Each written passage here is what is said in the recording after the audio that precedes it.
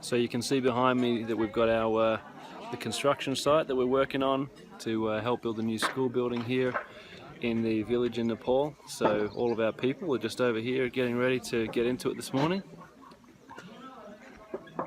So a lot of our wellness advocates from Taiwan and China and Australia are all here to help together in building this project so that we end up with another building maybe a little like this one,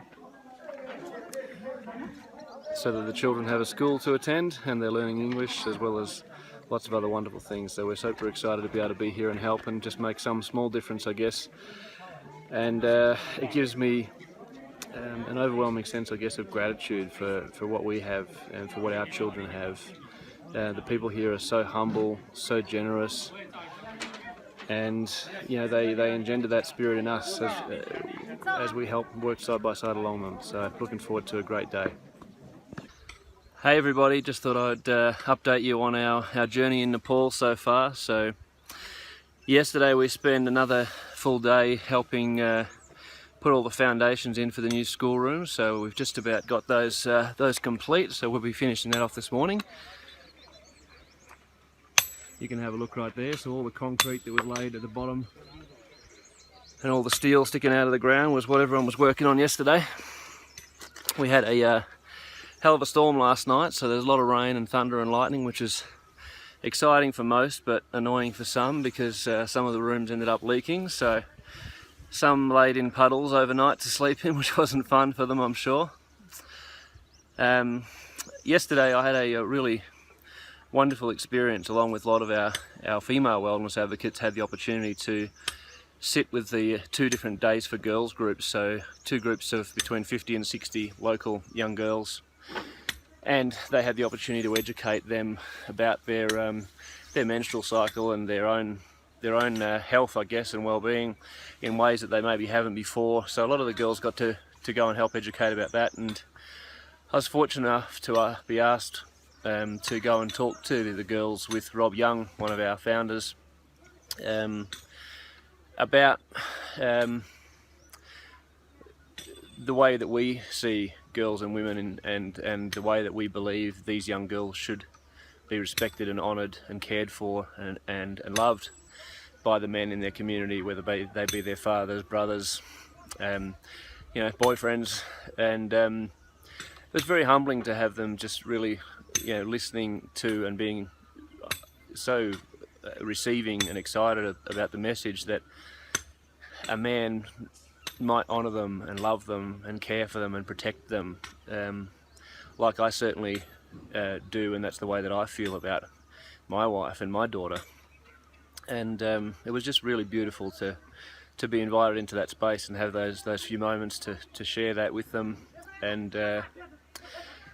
to see Days for Girls in action, and Maya, the director on the ground here who looks after Days for Girls program in Nepal, educating them all as a local to a local. I think that was very powerful, because it would be easy for an outsider to come and talk and educate, and maybe some of it would cross the cultural boundaries and maybe some of it wouldn't. But when one of their own is really out there, sharing this message and communicating and demystifying the whole concept of feminine hygiene, it's really wonderful to see. And they were so excited, and to see their faces all so happy when they were getting their kits and things like that. It's been really amazing. So big day yesterday, it was amazing. Really happy to be here and grateful to be a part of it.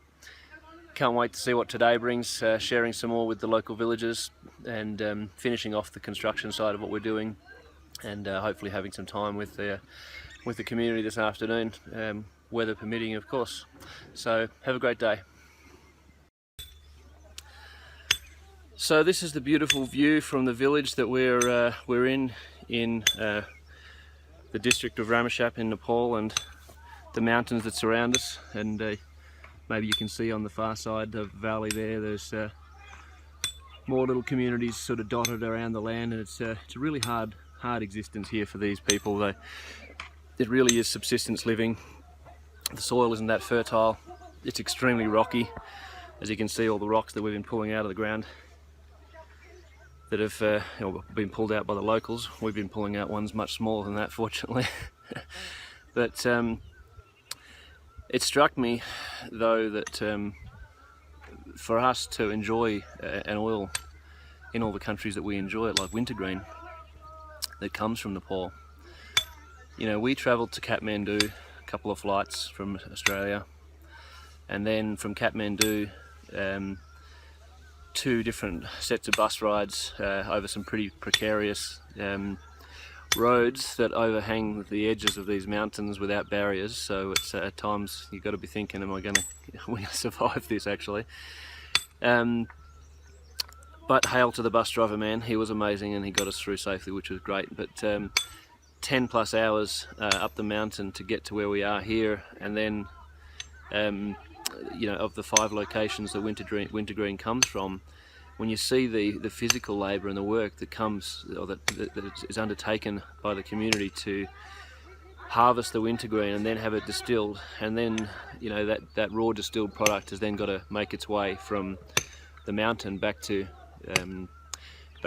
down the mountain to Kathmandu, and then from there to the States to, you know, go through the process of you know, filtering and bottling and everything that doTERRA does. And then from there, if you're in Australia, it comes to the east coast, and then from there it comes to the west coast if you're on the west coast, and then from there it gets to our home. And when I look at what it takes to get that oil in our hands and to be delivered to our door by the postman, I'm actually overwhelmed with a sense of gratitude for what the process is, and, you know, how much care and attention is taken to get it to us in such a pristine and natural state.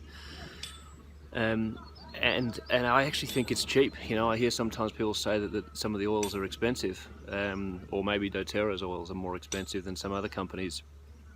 When I look at what it goes through, having just taken some small part of the journey over the last couple of days, you know, it's cheap at twice the price. It really, really is, guys. And to have this quality of oil, and, you know, distilled by people that doTERRA is partnering with on the ground to do these co-impact sourcing method of farming and creating sustainable sources, it's really, you know, it's incredible to be a part of, and you know, you should feel absolutely confident that the product that you're getting is everything that doTERRA says it is. It's amazing.